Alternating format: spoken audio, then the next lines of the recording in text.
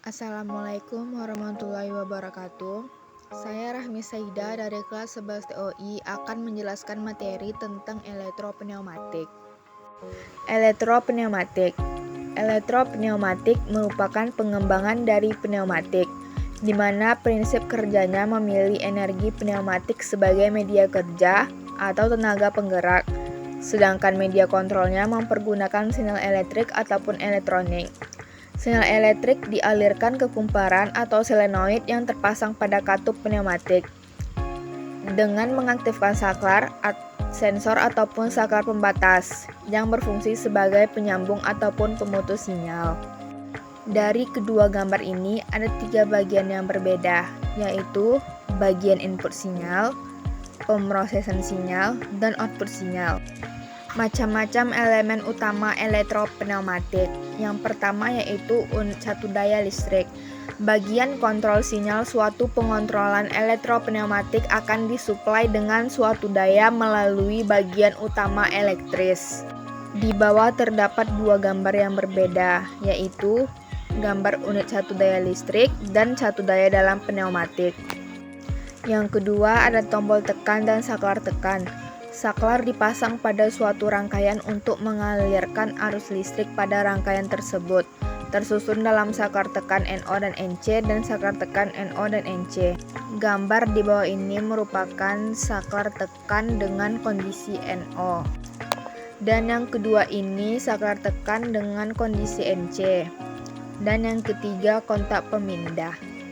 Yang ketiga yaitu saklar batas atau limit switch. Saklar batas diaktuasikan ketika suatu bagian mesin atau benda-benda kerja sedang dalam posisi tertentu. Secara normal, aktuasi diberlakukan dengan suatu gerakan mekanik seperti tersentuh silinder atau pergerakan silinder maju atau mundur. Yang keempat yaitu sensor. Sensor bekerja untuk mengukur informasi dan melakukan pemrosesan sinyal dalam suatu bentuk yang dapat dengan mudah diproses. Pengontrolan elektropneumatik sensor biasanya digunakan untuk tujuan sebagai berikut. 1. Untuk mendeteksi posisi ujung maju dan mundur dari batang piston atau torak saat mendorong silinder. 2. Untuk mendeteksi adanya dan posisi benda kerja. 3. Untuk mengukur dan memonitor tekanan. Yang kelima yaitu ada solenoid valve.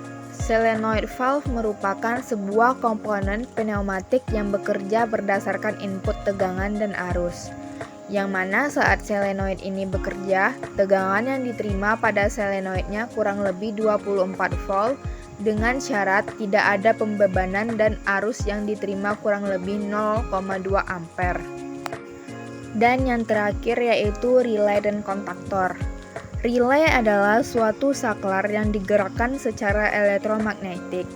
Bila sumber tegangan diberikan pada kumparan solenoid, maka akan terbangkit suatu medan elektromagnetik yang mengakibatkan tertariknya armatur ke inti kumparan. Armatur tersebut menggerakkan kontak relay apakah menutup atau membuka sesuai dengan perancangannya. Pegas akan mengembalikan armatur ke posisi semula jika arus listrik yang mengalir ke kumparan tidak ada.